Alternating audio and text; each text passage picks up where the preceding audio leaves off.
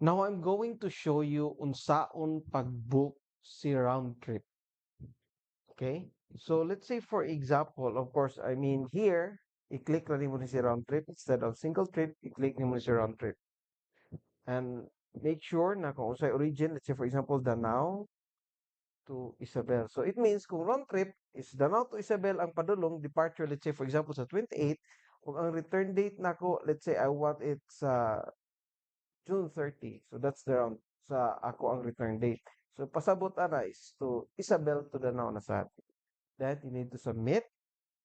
So here, Danao to Isabel, as you can see here, walay na trip selected. So kung tanaw na to diri si Danao to Isabel na ay 10:30 to 11 or I mean 10 p.m. na ay 11 p.m. So pili lang ka diri. So let's say for example sa 10:30 atong pilion.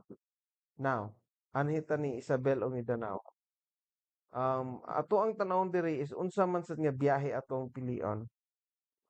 Uh, let's say for example 7:30 a.m. Book now. Then you need to book. Here, so kung tanawon ninyo ang summary here sa kilid, na diri ang summary sa imong trip sa round trip. Danao to Isabel, June 28, 10:30 a.m.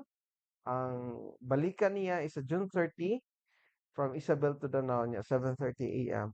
Then follow the procedure, SOP, which is the name, the age, everything. Kung kinahanglan kag na companion, add companion.